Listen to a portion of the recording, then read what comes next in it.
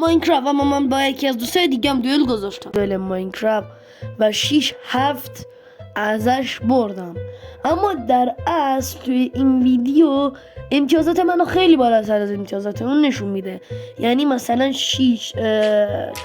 یا 7-4 من بردم توی این ویدیو، اما در اصل خب چی بهش میگن، حالا 6-7 ازش بردم، چون به این دلیله که امتیازات من یکم خیلی بالاتر از اونه توی این ویدیو، به دلیل اینکه برخی از امتیازاتی که قبلا اون گرفته بود رو نشون نمیده. خب من اینجا ازش بردم و این دوئل ما هستش.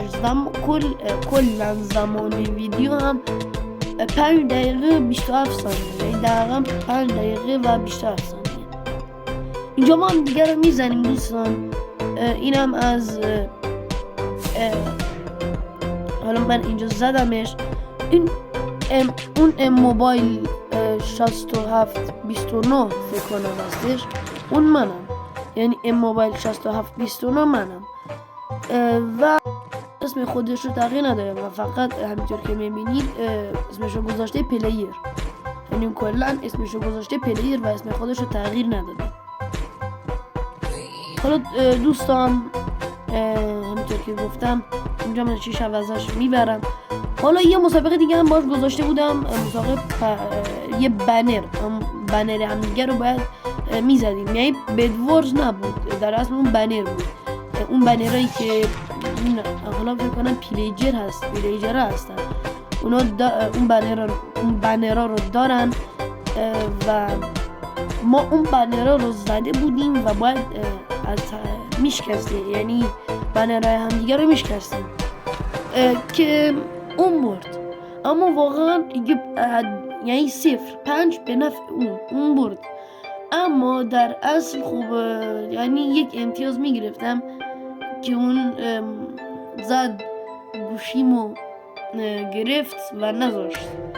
اما خب امتیاز اصلی توی اون 1.5 که همونم خوبه. اون یک امتیازی هم که گرفته لااقل حداقل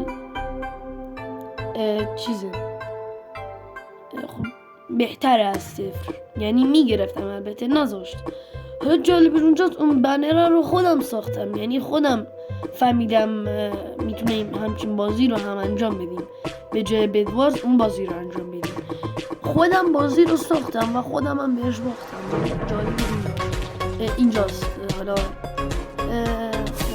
اینجا ما هم دیگر میزنیم. حالا دوستان واقعا اوایل خیلی خوب بازی میکرد، یعنی من بد بازی میکردم، در اصل خیلی بد بازی میکردم.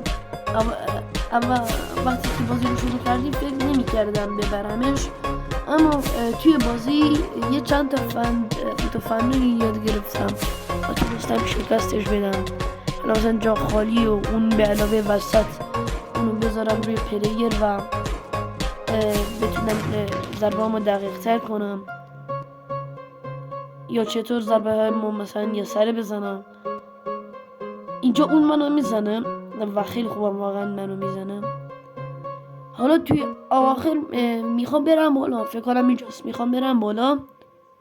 آره همینجاست، میخوام برم بالا که منو خیلی خوب میزنه، یعنی واقعا کار درست بود.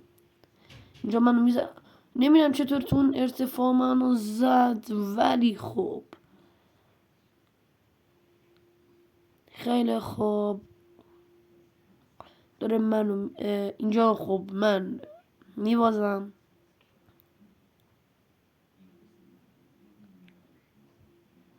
خیلی خوب. اون بنر رو هم اگه خواستی توی یوتیوب بذارم توی کامنت ها بهم بگید که اون مسابقه رو هم بذارم.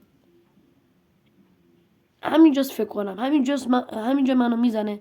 بله دوستان اینجا منو زد و در اصل نه توی ویدیو، در اصل یعنی توی کلا مسابقه 6-7 ازش بردم. اینجا توافقی تیپی کرد، یعنی گفت چون که خیلی از هم دیگه دور بودیم توافقی تیپی کرد و تا بتونیم همدیگه رو بزنیم، چون خیلی دور بود.